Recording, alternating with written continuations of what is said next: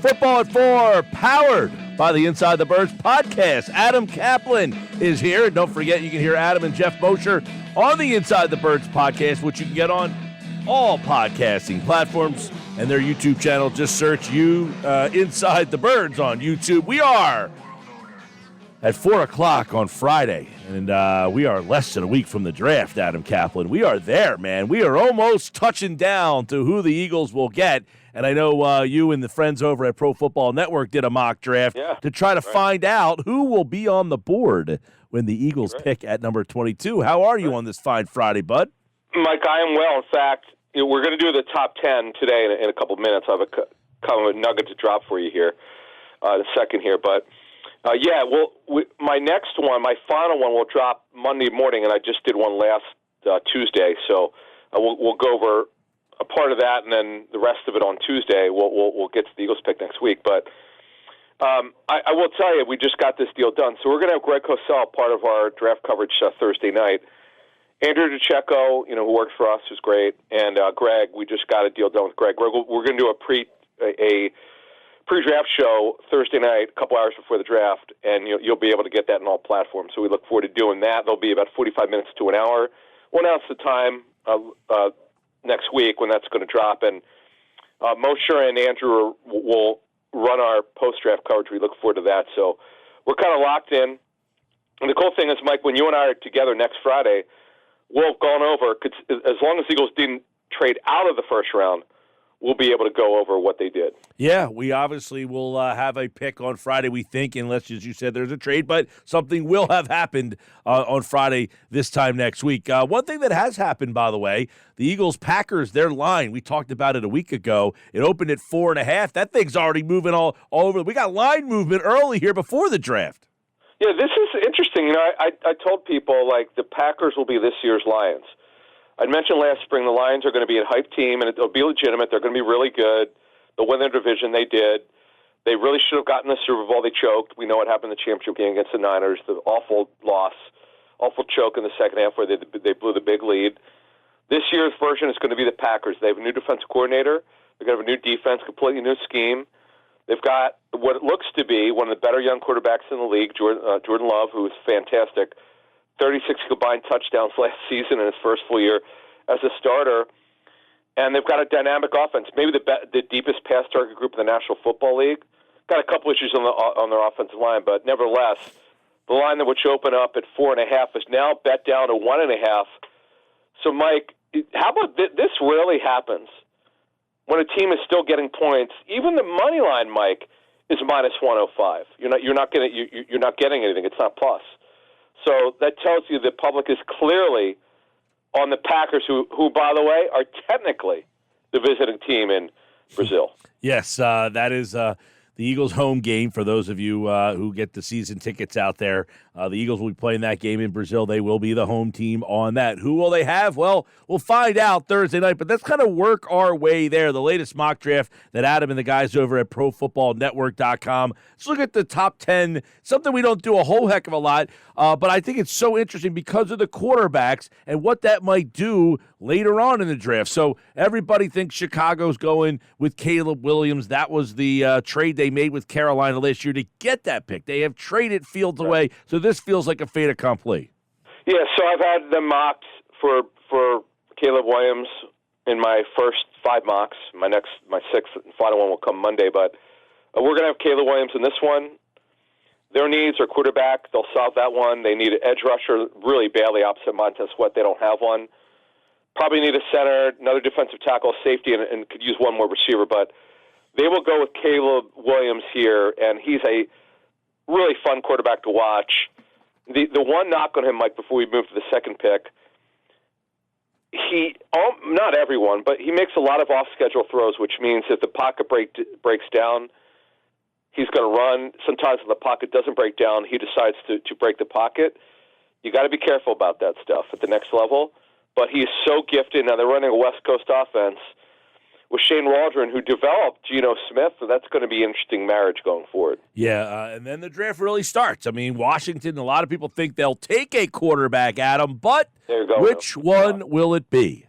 Yeah, it's a lot that they're going to take a quarterback. The issue is, right, on your point, which quarterback will it be. Now, the odds is really interesting. To start the week on Monday, Jaden Daniels is probably minus 300. He's now around minus 120. And even money for Drake May, believe it or not. This is it's really interesting. So it's almost even. I've gone with Jaden Daniels the last 2.5 months. I'm going to stick with it. He's a cleaner prospect than Drake May. Drake May has probably got better upside because of the arm strength and the size, but Daniels does everything well. I know that I think part of, Mike, why the line has moved is because Jaden Daniels' agent Ron Butler got involved a little bit with social media. People are making, particularly the Washington, the Commando fans they're making light of it. Whatever the case may be, Daniels is the better prospect. We've got him going here at number 2 to a team that needs a quarterback, edge rusher, another team that needs an edge rusher, a left tackle, they don't have one, a guard, a corner, a safety, and a tight end, but quarterback is it for Washington. Yes, Jaden Daniels, most people, I think, agree with you, but there are a lot on the board, and that could mean that the New England Patriots, they need a quarterback, that they could take the 3rd quarterback on this draft board. They need a left tackle, quarterback, receiver in the worst way. They have to rebuild their receiver core. They have a bunch of number 3s. They don't have a 1 or a 2. Got to get younger tight end. Could use a corner, a guard, and a D tackle. But the most important position in the National Football League is quarterback. The value board always goes like this: quarterback, left tackle, right defensive end, and corner. But because they're in dire straits at quarterback, they traded away Mac Jones, who cratered last season. Really did 2 seasons ago too, after an outstanding rookie season. They got to get a quarterback here. I know that they might trade down. That's certainly a possibility, but we don't do trades here. But I would tell you that there's definitely they're open to trading. We're going to go Drake May out of North Carolina, who's a really fun prospect.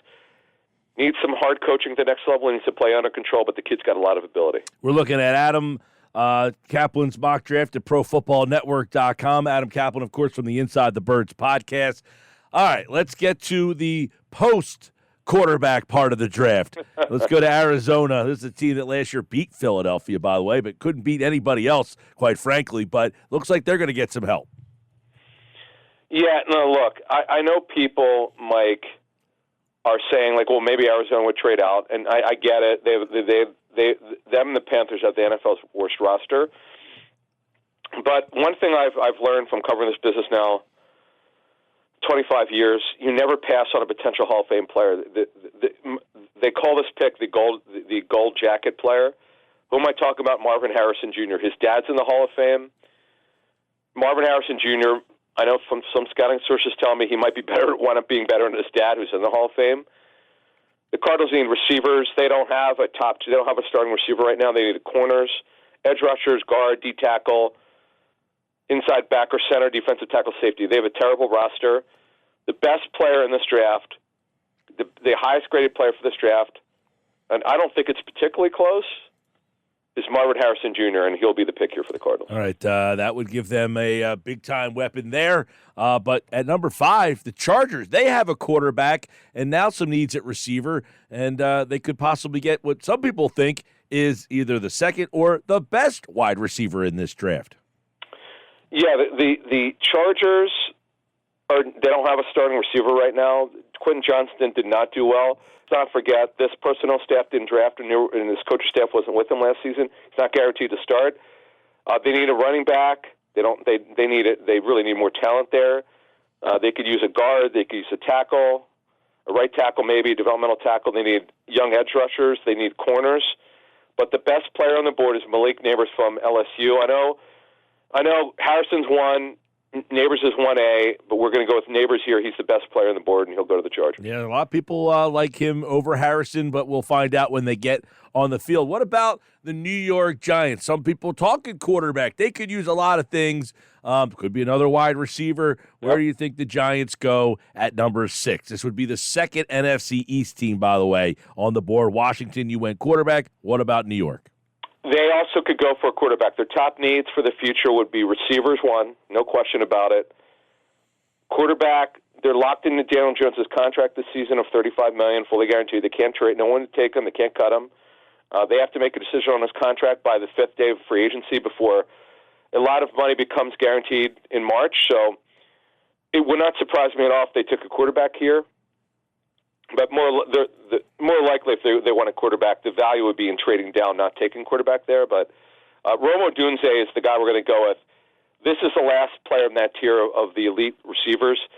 There's three of them, and Odunze is that guy. He would be their ex-receiver. And they by the way, they've got a bunch of number 3, number 4 receivers. They don't have a ton. We need a weapon on the outside there. This goes back to them missing out on DeAndre Smith and going to having to take, what's his name, the kid that got traded to the Chargers. Man, why am I blanking on him?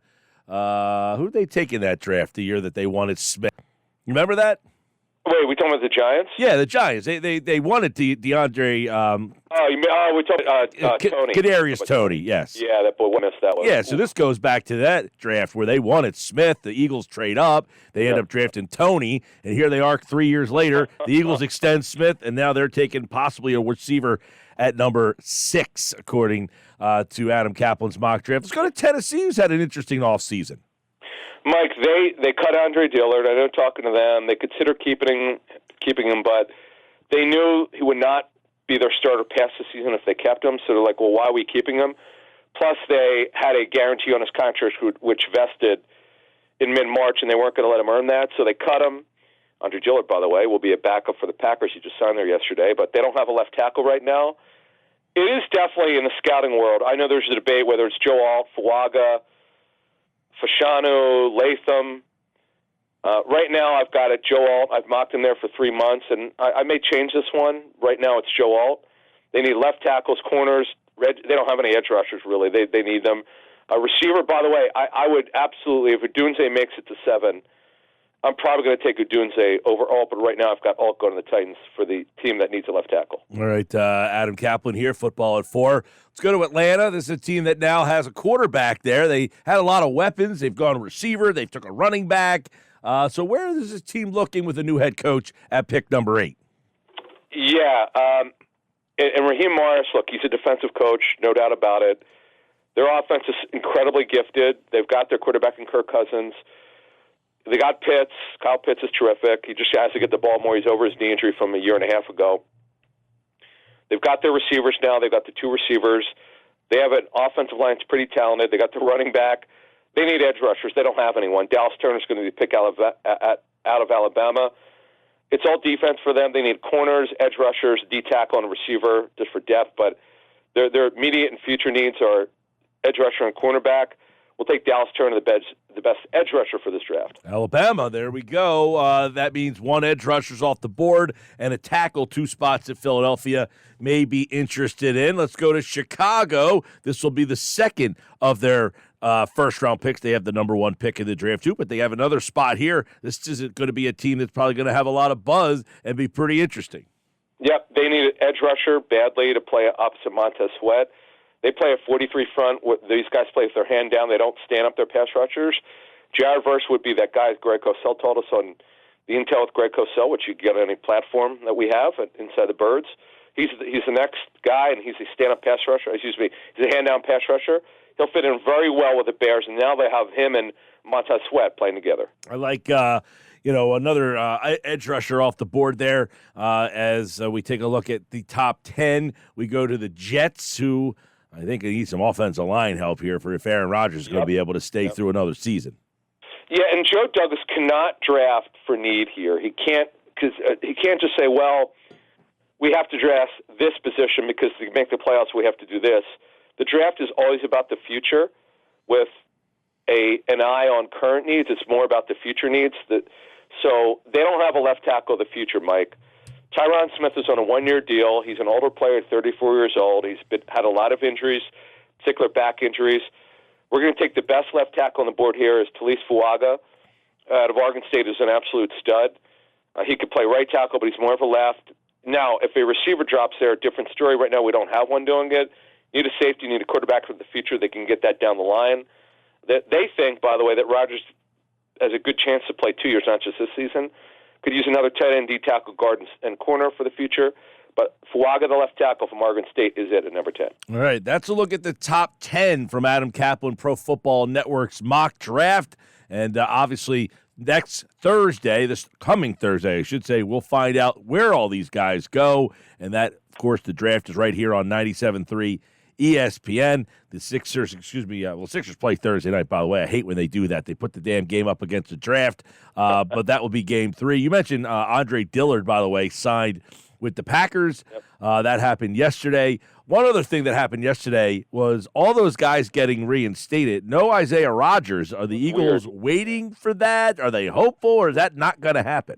Well, they think he's going to be reinstated, but just so you know, the league never puts a timeline. The player has to miss the language that I got from the league was he must miss a minimum of 1 year, calendar year. It's not one season, and so that gets lost in some people. Mm-hmm. So, but yeah, of the group, he was like the only one not to get reinstated. That's kind of weird. I know from talking to the Eagles, they're expecting him to get reinstated, but we don't know what time that'll be.